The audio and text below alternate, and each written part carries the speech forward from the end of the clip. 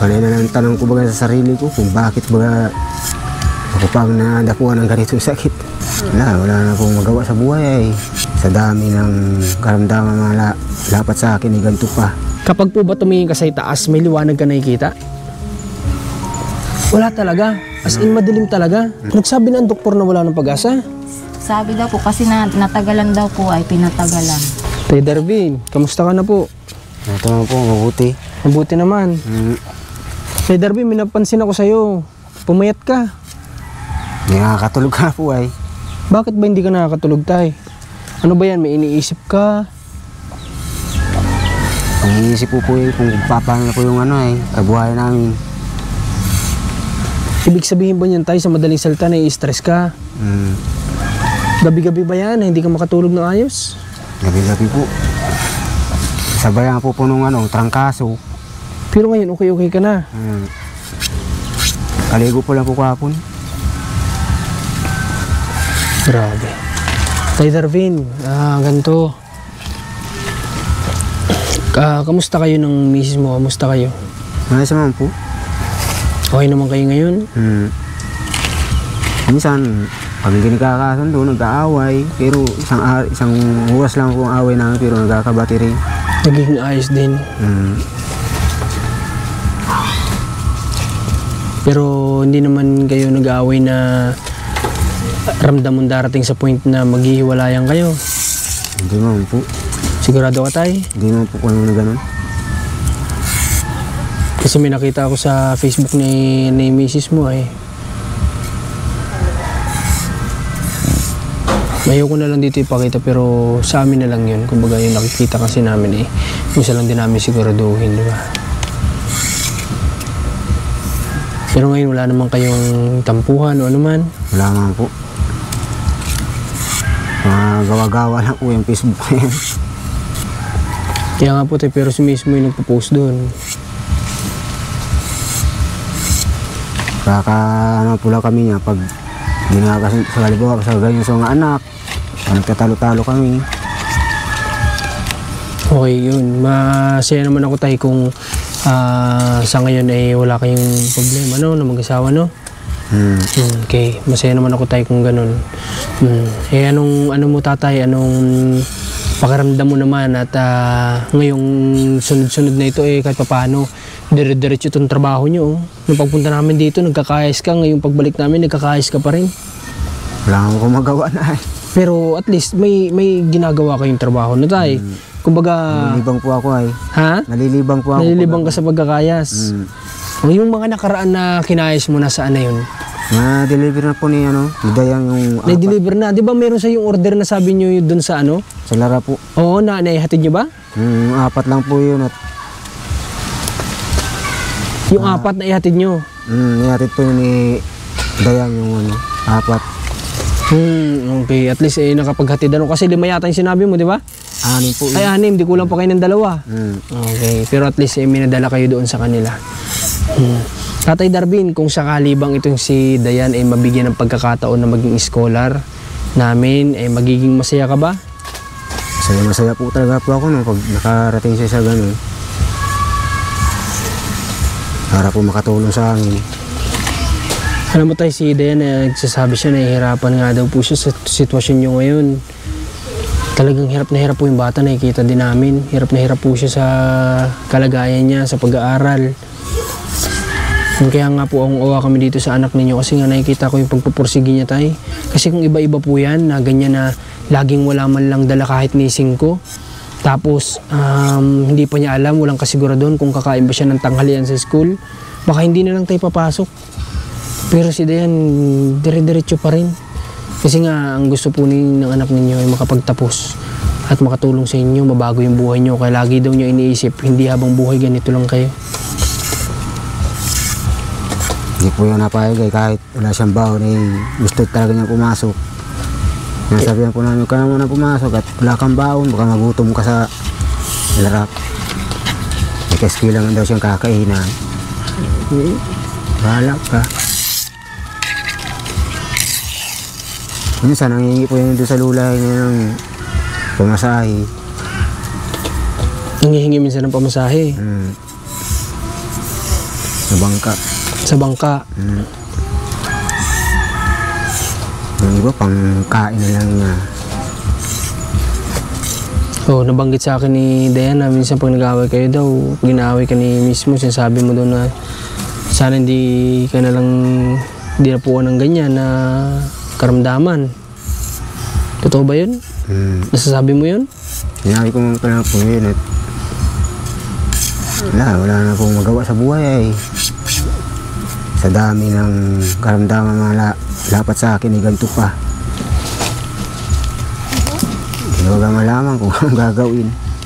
Hindi nakapagtrabaho ng maayos. Sa ganito ang naramdaman. Tatay Darvin, ikaw ba namimiss mo na yung mga ginagawa mo dati nung nakakita ka pa? Yo po. Hindi na nakakapagdagat. Pagkabud, di na. Kapag ganito ba tayo sa sitwasyon niyo po, naaalala mo din yung mga ginagawa mo dati? Yung mga nagpa-flashback ba sa'yo yun? Kumbaga, naiisip mo ulit?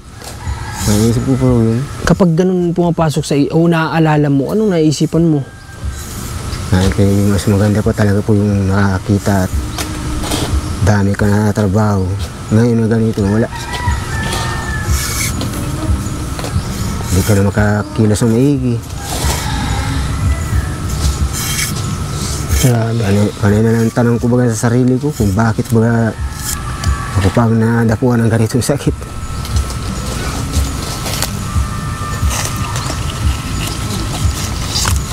Walang walang pang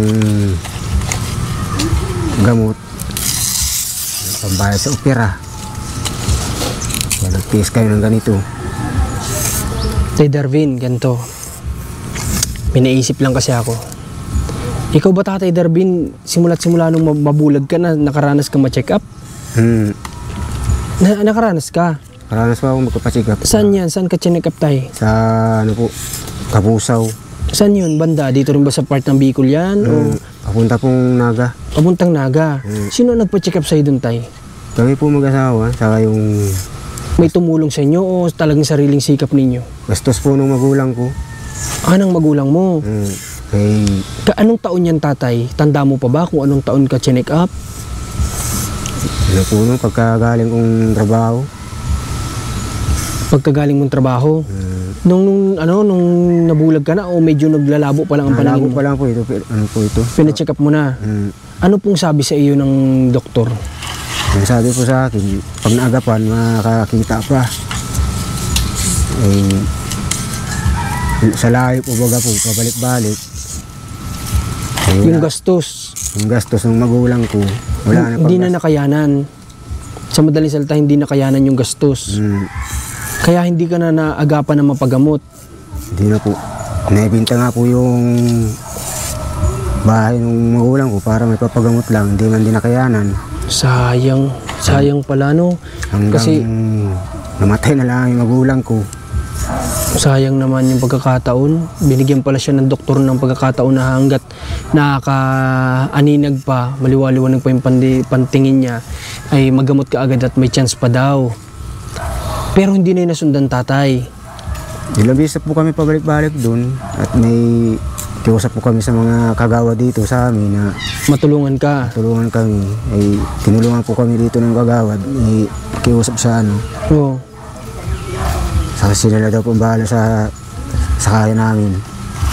Okay, tinulungan kayo sa transportasyon, sa madaling salita. Pero yung ibabayad sa check-up, Hindi man po. wala namang binabayaran. Wala man po. Okay, public yun. Okay. So sayang na, Tay. Pero ikaw ba, Tay, gusto mo ba ma-check up ka pa? Gusto ko nga po talaga. Ay, wala nga po karabang ng pira. Okay. Sa diet ba, Tay, may nag-check up ba ng ganyan? Ay, wala po. Diyan po kami muna nagpa-check up dyan. O Pinaboy kami sa Pinaboy kayo sa Naga? at wala man po silang gamit sa mata dyan. Okay. Sige, Tay, since gusto mong ma-check up po, Tatay, susubukan nating magawa ng paraan na ma-check up po yung mata nyo, ha? Tatay, kapag nagkataon na may makausap kaming doktor about sa ganito, tatry natin kung possible yung Hindi ko alam kung may nag-online kasi ng ganito, talagang dun sa aparato ilalagay yung mata niya. Alam ko sa aparato talaga eh. So kung sa aparato talaga, tatry namin yung best namin tayo na pagkasahin yung mga schedule namin. Ano tay? Tapos kung sakali man, dadating na lang kami dito para sunduin ka, ano? Siya po. Para ipa-check up yung mata mo. Ano tay? Siya po. Para malaman natin kung may pag-asa pa ba o wala. Ano tay? Kasi ang sabi ng doktor sa kanya noon, kung naagapan, meron pa ang pag-asa. Pero ngayon na matagal na kasi, ilang taon na tay? Patatlo na po ito. Sobrang tagal na. Pero mas mainam pa rin na may alam si Tatay Darwin kung may pag-asa pa ba o wala. Kasi baka mamaya sumasagi sa isip niya yan na kung may pag-asa pa ba ako, kung mag-check up ba ako, may pag-asa pa ba ako makita, ganyan. Diba tayo? Para malinawan yung pag-iisip mo. No? Siya po. Okay. Kung pitsa 14 nga po sana, kung may pamasahe niya kayong papuntang dahit, may ano po doon, may libreng pa-check up. Wala, Okay. wala nga po kami. Oo nga pala. Wala nga pong kwarta. Kasi nung nakaraan, yung isa po sa contact natin na nasa US, yung anak niya ay kasama sa medical mission sa Daet. Sila po ay nag-oopera para sa mga kababayan natin dito.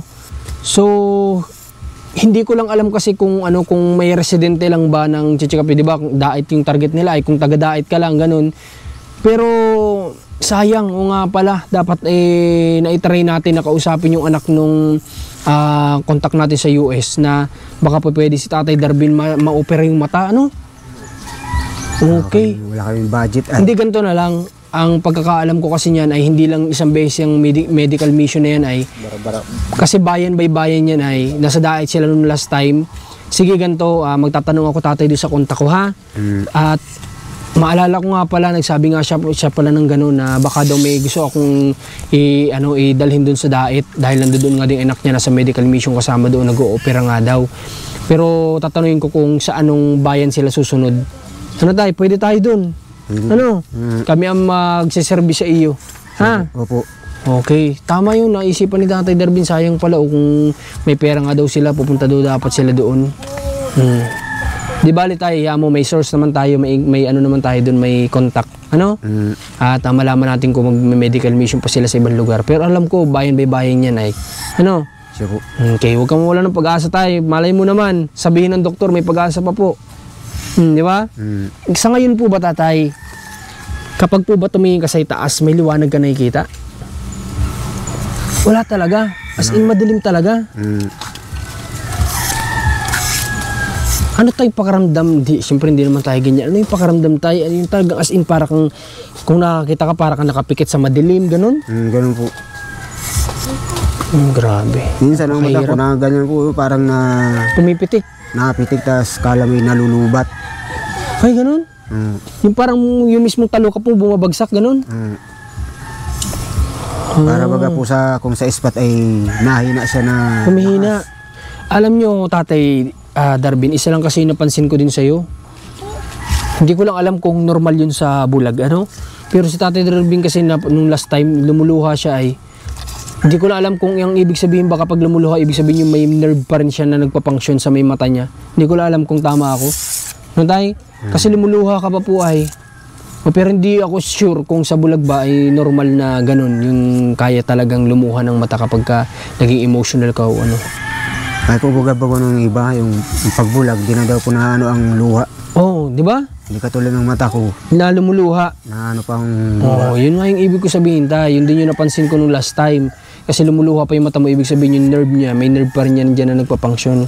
So, Tay, huwag tayo mawala ng pag-asa, Tay Darwin. Masaya ako kapag sakaling dumating yung time na ma-opera ka, tapos makakita ka, makakapagtrabaho ka na ulit, no?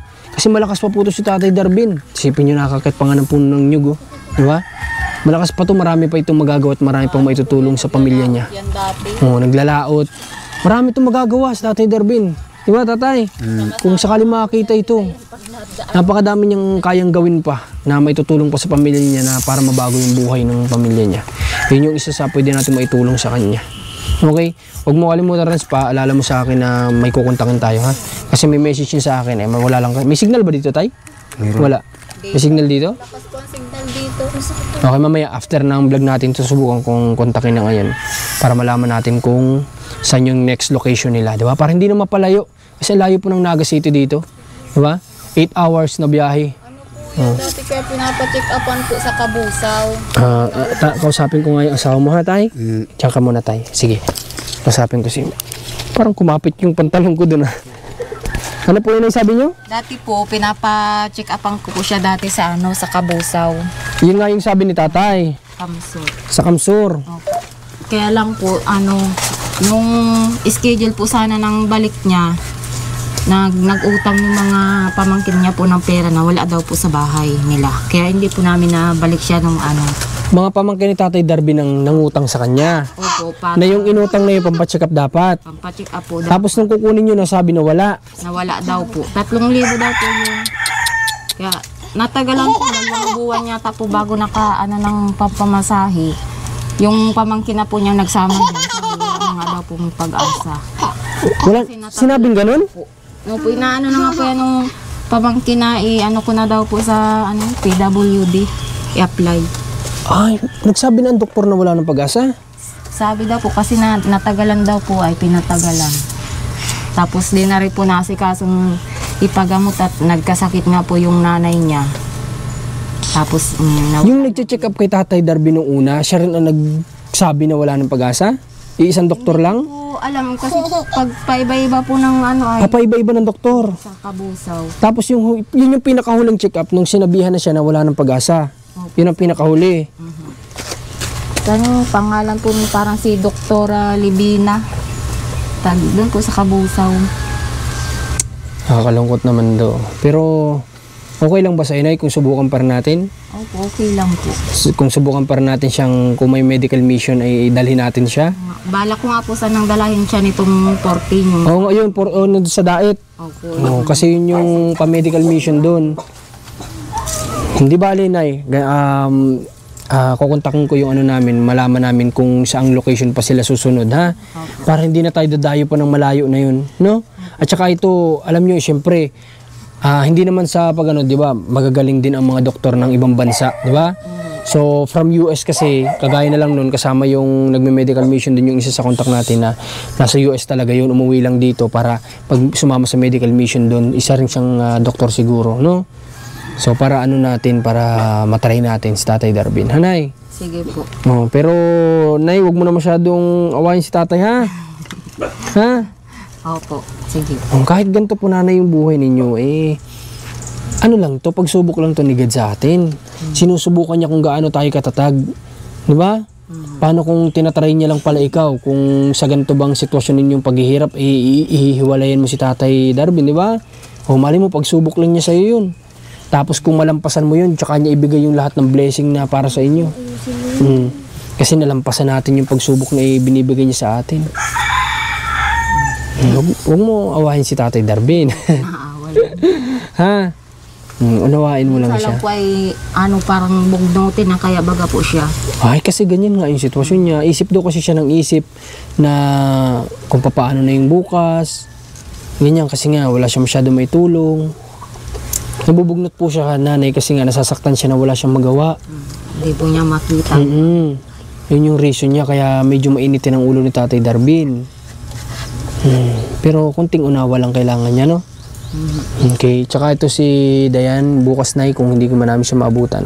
Kayo na lang ni Tatay kausapin ko, ano?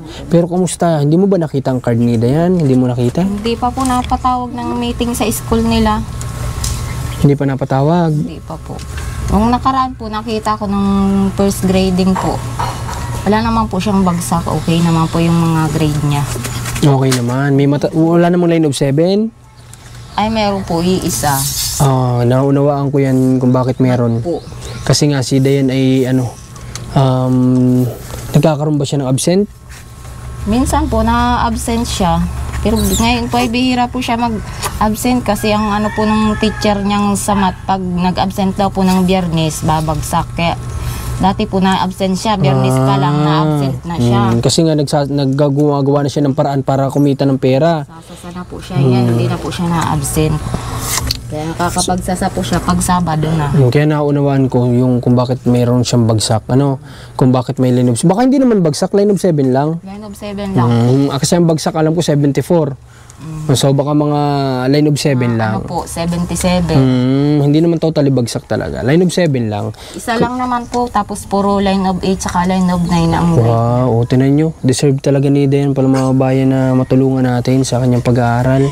No, tsaka sa lahat po ng gusto pang magpaabot ng tulong dito sa pamilya na to, alam nyo po na kung gaano nila ka-deserve ng tulong ninyo, natin. Kasi nga, hindi sila yung, alam mo na sabi ko nga sa live ko nung isang gabi, kayo kasi yung pamilya na hindi kayo umaasa lang sa ibibigay. Gumagawa po kasi kayo ng paraan para kumita ng pera. Ano? Kaya yun po yung mga deserving na matulungan. Yung hindi lang umaasa sa may magbibigay, kikilos tayo, di ba? Kaya natuwa kami sa inyo, Nay. Kaya sabi ko, deserve talaga ninyong ng tulong din. No, Nay? Okay. Sinamahan ko si Dayan magsasa. Siya nga daw po. Wala po kasing kasama ay. Sino nagpasan? Kayo din? Siya po, nang hiram po kami ng yung bangka na kasko. Diretso naman po dito sa tapat ilog. Tapos bubuhatin nyo na lang, simula na dito. Papunta na dito sa bahay. Sino nagdadrive ng bangka? Si Dayan po, nagsasagwan. Marunong siya? Marunong po siya. Ako hindi. Ay talaga naman yung anak mong babae niya, no? Talagang parang lalaki pala yan. Opo, nung naglalao po yung ama niya, nung nakakakita pa, lagi po yung kasama pag nasisid ng isda. Ay, pati siya nasisid siya? Aba. Kasama po yan. Ay, grabe pala po ang mga pinaggagagawa nito ni Dayan. Edad, 11 years old yata po yan, nagsasama yung kay papa niya pag dadagat. Ay, ganun. Grabe si Dayan po, mga bayan. Tinan nyo kung gaano ka galing, kung gaano kumbaga hinuhubog talaga ng panahon si Dayan, di ba? Kasi nga ayan yung magpapalakas sa kanya kapag dumating na yung time na magtatrabaho na yan, pag graduate na yan si Dayan. Naku, imposible po yan mga kababayan na yung alam mo yun, yung magutuman kasi madiskarte ay alam niyang diskarte yung mga bagay-bagay, di ba, Nay? Matipid ka, Kaya imposible talagang someday alam ko na niniwala kung magsasucess to si Dayan, mababago niya tong kung ano man yung nagiging buhay nila ngayon, mga paranas niya ng maginhawa yan. Kung nabigo man si nanay doon sa isa niyang anak kasi nakapag-asawa ka agad, mali natin kay Dayan, di ba, Nay? Tama yun, pagtulong-tulungan lang natin si Dayan na makapagtapos kasi itong mga to matatagal pa naman yan sila. Anong grade ka na ulit? Grade 4 siya. Grade 1 po. Grade 1. Matatagal pa itong mga ito. Si Dayan yung malapit-lapit na sa katotohanan na makakatulong dito. Okay. Nasaan na si Dayan pala? Kung may kausap yata po, nag-alis. Nag-alis? Naroon po, nag-ano ng panahi. Okay. Nagkakayas ng panahi. Nagkakayas ng panahi. Siya rin po nagagawa ng panahi ay, tapos nagawa ng tiklara. Okay. Na po, pagkayas ng pantali niya. Okay, sige. Paano ba? Naisang kayo kumukuha ng pangbahog nyo sa baboy nyo? Nito pong nakaraan, pinahiram po ako ni mama ng 2,000. Binili ko po ng isang sakong bahog. Pagbinta ko na lang po ng baboy bibigyan. Nagagamit nyo? Nagagamit nyo naman? Opo, nagbili nga po ako isang sakong bahog. Binigyan pa ako ni mama. May pangulam na kay mami ang gabi? Wala pa? Wala pa po. Kung dagdag mo ito, nagbigay na ako kay Dayan ng cash, pero ito dagdag mo pambili niya. Nay. Salamat po. Sige po, walang ano man. At basta't ano lang, Nay, ha? Yung sabi ko sa iyo, ha? Huwag mawawain si tatay. Ha? Ay, request ko sa iyo, ha? Opo. Laban lang, ganyan talaga. Okay, Dayan, sige, paano? Pupunta muna kami, tapos by tomorrow kung sino madat na namin dito, ha? Basta yung sabi ko sa iyo, kung willing ka na mag-work sa amin kapag bakasyon mo, ha? Tapos yung gusto naming matulungan ka sa pag-aaral mo ay pag-uusapan namin, ha? Tapos bukas mo malalaman, ha? Okay, pero sana maging maayos yung maging resulta kasi gusto ka namin matulungan, eh. Okay? Sige, punta tayo. Okay. Papunta na din kami. Ha? Okay. So, yun lang mga bayan. Muli, supportan nyo Marcos TV Channel, Rans TV, Commander ni Marcos. At supportan nyo yung team namin. At salamat sa mga followers, subscribers na patuloy na nanonood. At sa mga subscribers ni Kuya Paul, sa mga viewers niya na until now ay pinapanood tayo. Thank you po sa inyo. God bless po.